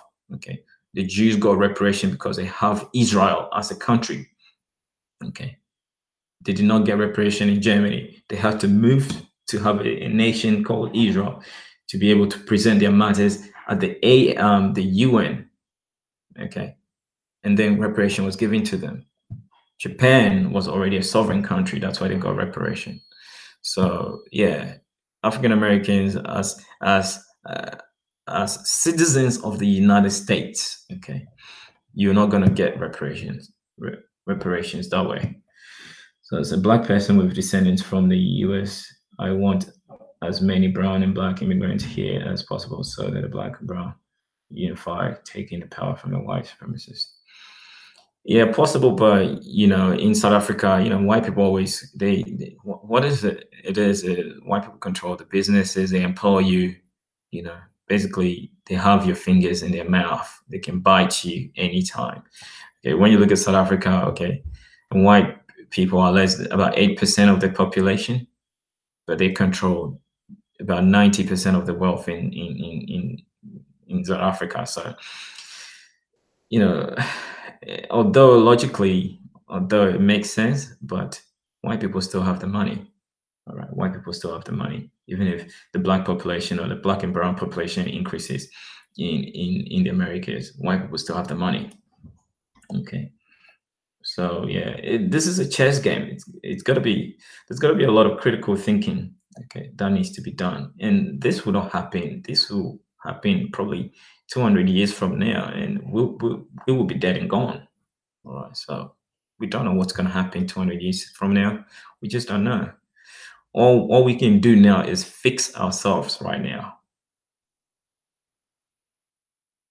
This is what we need to do. We need to fix ourselves right now. And for the most part, you go to anywhere in Latin America, they're all trying to be white.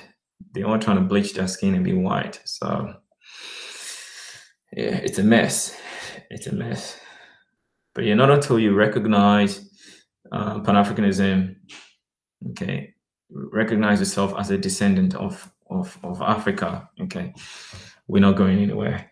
All right, so thanks for joining the stream again, and yeah, I'll catch you again. If you have any questions, leave them in the comment box. I will address them.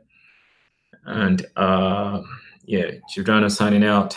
Salute. Pan-Africanism is not dead. It's alive. All right, it's alive, and people like me will always keep pushing it. All right, people like me will always keep pushing it. And we're not slaves. Okay, we are warriors, and we're descended from great people. Descended from great people. Get rid of the mental slavery. Okay, get rid of the mental slavery. In the past 40 years, I don't know what happened to black people, but the reawakening is here. Okay, the reawakening is here. So yeah, peace out to everyone for joining the stream. Little T, Quincy Pinola, and James, Sabrina Nix, you were here early. My only moderator is not here anymore. Elm City, Onyx Stallion, thanks for joining the stream, and thanks for dropping that knowledge. Everyone else, Chaotic Storm, yeah, thanks. Isaac's, thanks for joining the stream. Whoever was here JPV, you were here. Thank you for joining the stream. And yeah, it was a good stream. All right, thank you for joining Dagger Squad. All right, thanks for joining the stream. And I hope to catch you in the next stream. All right, leave your comments and share this video if you will. Peace out, family. One love, one Africa. All right, peace out. Peace out.